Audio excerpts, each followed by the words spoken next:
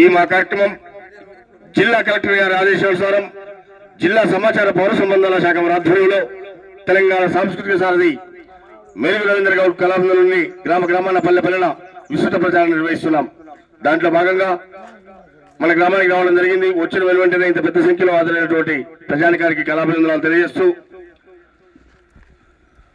పరిసరాల పరిశుభ్రత, ఆరోగ్య భద్రత, సీజనల్ వ్యాధులపై విస్తృత ప్రచారం. దాంట్లో భాగంగా రోజా నోట ఈ పూట ఒక చక్కటి పాట.